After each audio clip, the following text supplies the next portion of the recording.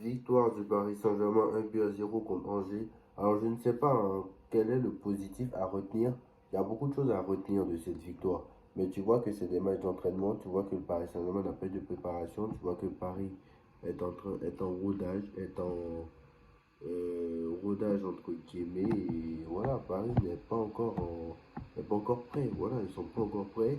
Et on n'a pas encore vu le grand Paris Saint-Germain. Pour rappel, dimanche prochain, on a le match face à non, samedi, je crois que c'est samedi, hein, samedi 30, on a le match à Toulouse.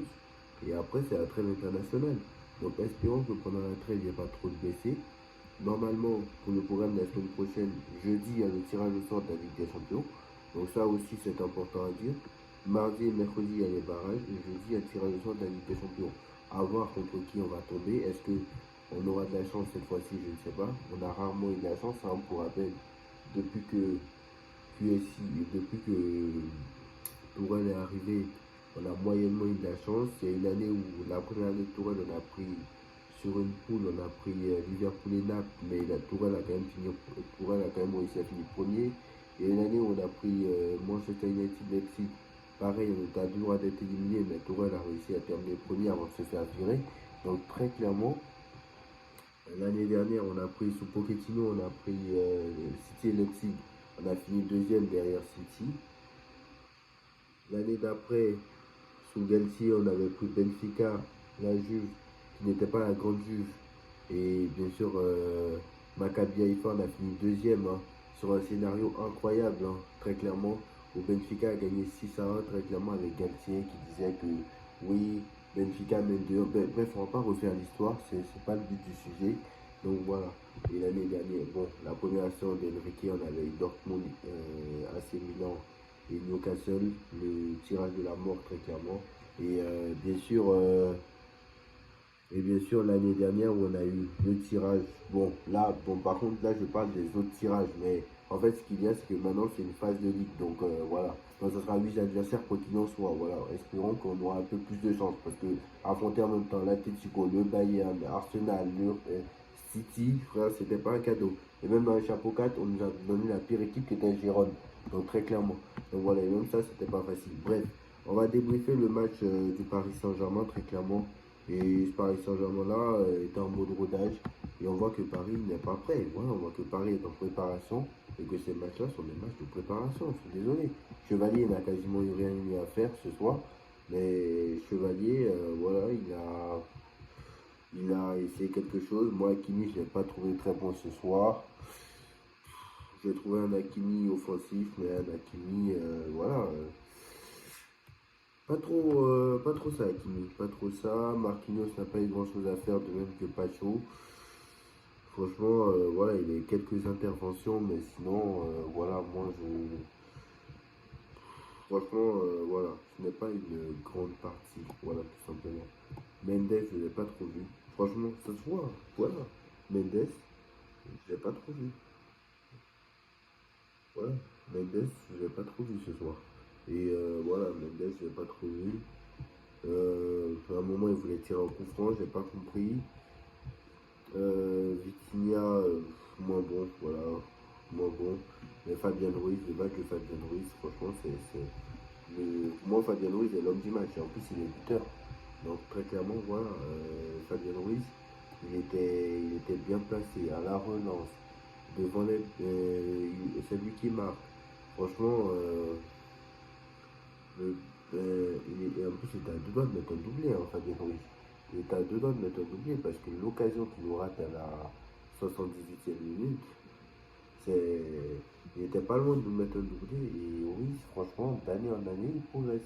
Et franchement, je comprends pourquoi Ruiz était tout le temps titulaire au Paris Saint-Germain parce que Enrique le faisait progresser. Et Ruiz, franchement, est-ce qu'on va avoir un meilleur Ruiz? Je pense qu'on risque d'avoir un Ruiz cette saison qui sera bon du mois de septembre au mois de juin, du mois d'août au mois de juin. Parce que très clairement, le match de Ruiz ce soir, alors Neves pour son retour n'a pas été très bon. Soyons patients, hein, Neves n'a pas joué les deux premiers matchs comme ont fait ses partenaires, hein. Donc voilà, c'était pas mal non plus, ça n'a pas été catastrophique. Mais Neves, voilà, Neves a essayé de faire ce qu'il a pu.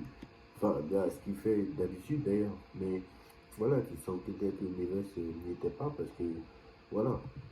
Et même pour une bonne première, et même pour un retour, ça m'a surpris. Voilà, pour un retour, ça m'a surpris.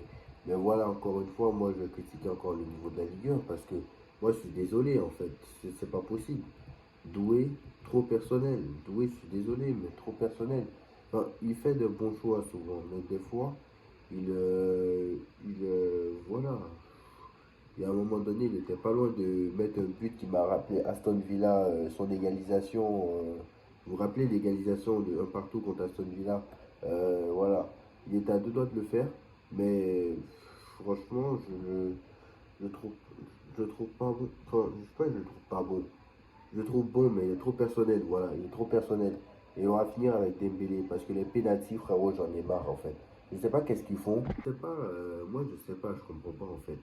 Barcola déjà il était catastrophique. Moi Barcola je sais pas. Mais Barcola faut faire quelque chose, je sais pas moi, faut faire quelque chose avec ses joueurs. Je, je- vous allez me dire qu'encore que je suis dur avec Barcola, mais même Barcola, il n'a pas été bon ce soir. Et même Enrique l'a vu ce soir. Si Enrique, là, s'il était si bon que ça, il ne serait pas sorti à la 66e minute. Enfin, je suis désolé.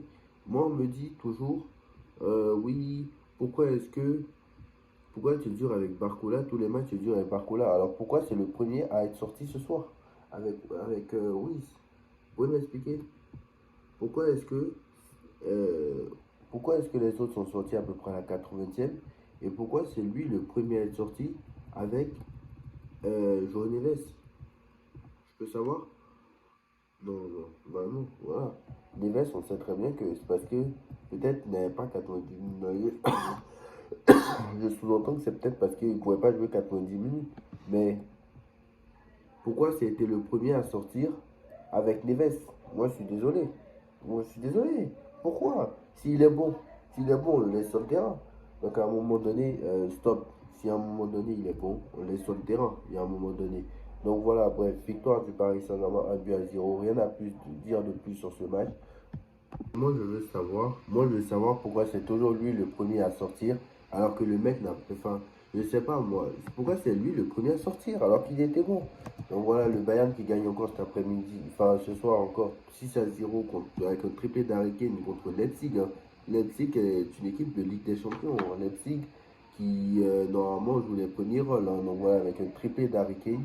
Très clairement, il faudra compter sur le Bayern encore cette saison. Après, ça ne veut rien dire, hein. Le Bayern, tous les ans, il te gagne 5-0, 6-0 en Bundesliga pour ne rien faire en Ligue des Champions. Donc voilà, très clairement, voilà. Dites-moi en commentaire ce que vous en pensez et on se retrouve très vite pour une nouvelle vidéo. Tchuss.